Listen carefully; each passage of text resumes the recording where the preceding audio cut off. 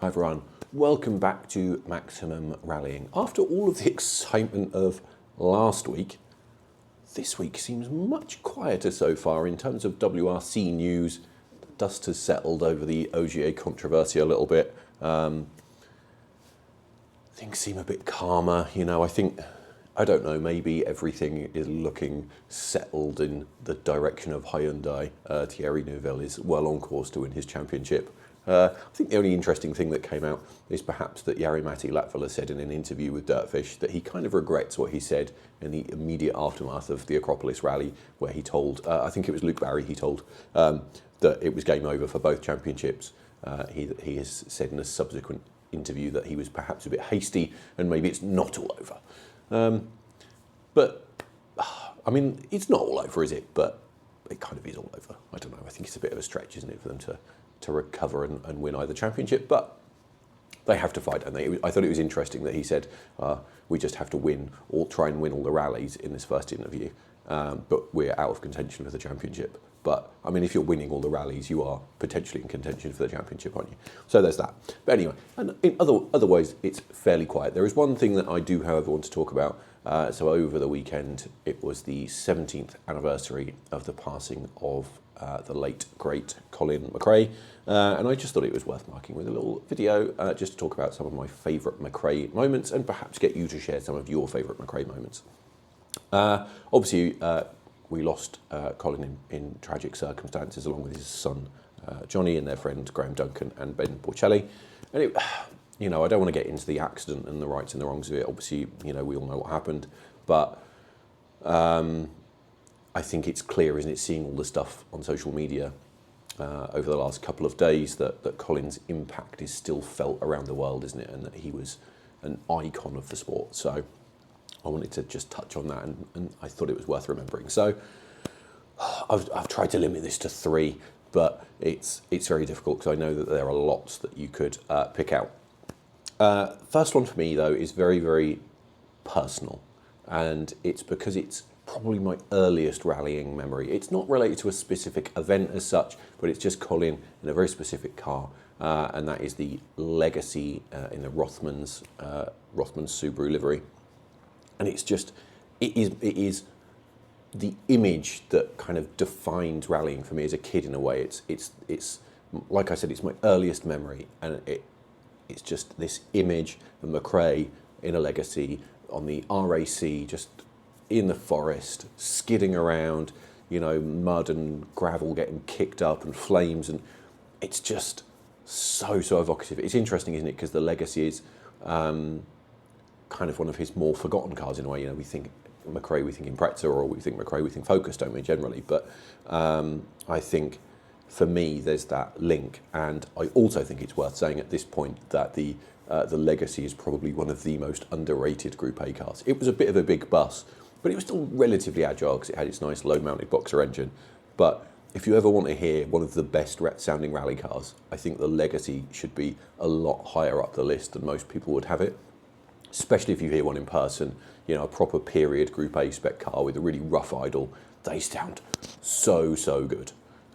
This is not a love letter to the Legacy. This is supposed to be about Colin, but oh man, they sound so good. So that for me is definitely one of them. It might feel like quite a minor one, but for me, I think it's quite a personal one because, like I said, it was kind of my introduction to the sport. Was McRae, Legacy, slippery British forests and rain and mud.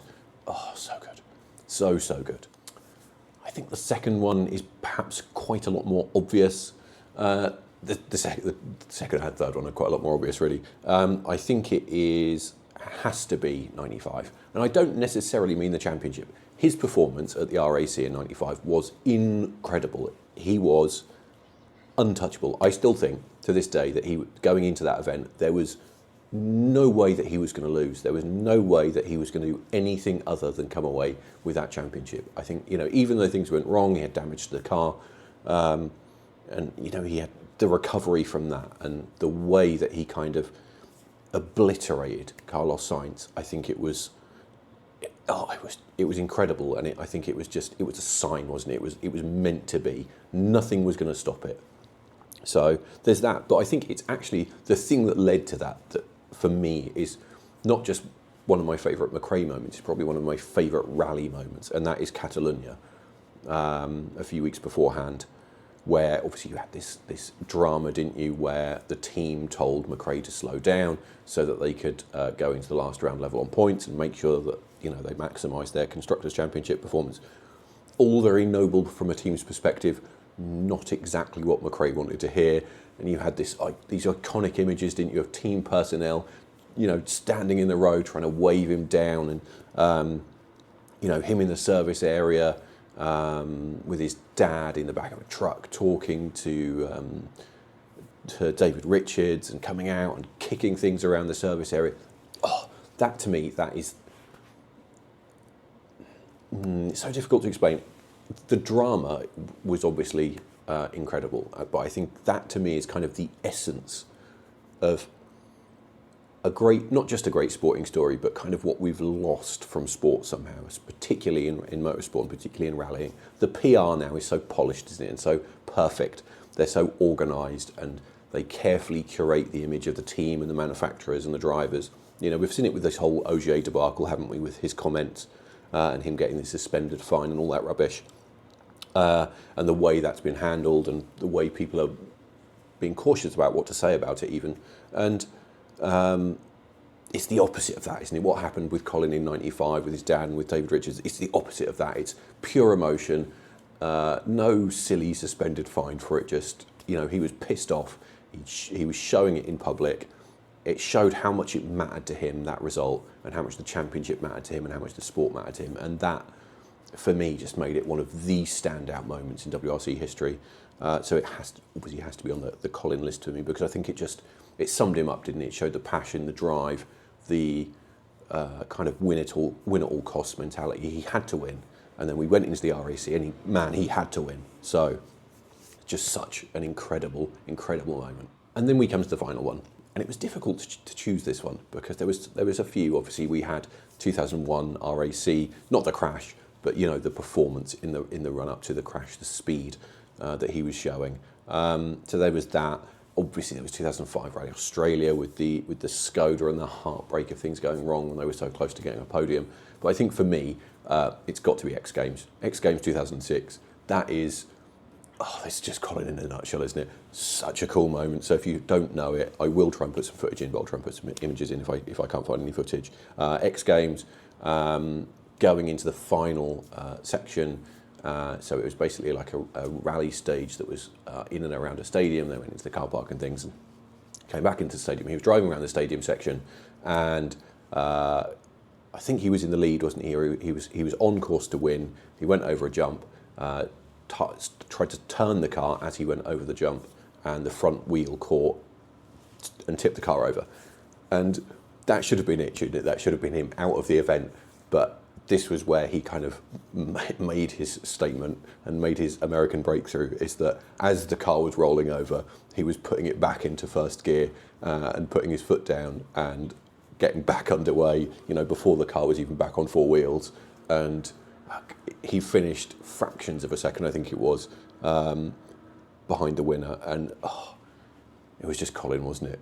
And the car, it was a gold Impreza, fairly basic Impreza, but it was sponsored by No Fear, which was just picture perfect, isn't it, for Colin McRae, No Fear. It was just incredible, wasn't it? Like I said, I think it kind of helped him break America somehow, took his reputation to this massive level. Obviously, we had the video games and stuff by this point, didn't we? It was nothing in competitive terms, wasn't it? Not to discredit X Games, but, you know, we're not talking WRC here. But it was just Colin in his essence, wasn't it? Never surrender, you know, with footage of all these big accidents in the past, and him driving through stages in wrecked cars. But that was just Colin in a nutshell, wasn't it? Just never surrender, never give in, get the car in gear and on the move again before it's back on its wheels. Absolutely incredible. So those are my three. Like I said, there are so many that we could choose from, aren't there? There's, like I said, Rally GB 2001 or RAC Rally. There's the Skoda thing. So many moments. If you've got one, do share it in the comments below. I am really grateful for all the comments recently and all of the engagement and people watching the videos and liking the videos. I do really appreciate that. I really enjoy having conversations with you. I don't always agree with you, but that's fine. That's what it's there for. It's really good to get your thoughts on things that are happening, be it the OJ thing or the space frame thing. It's been really cool to engage with people and have people commenting and telling me what they think. So do keep doing that. Like I said, share your favourite Colin memories below. And we'll leave this one there, and I will see you again on Thursday.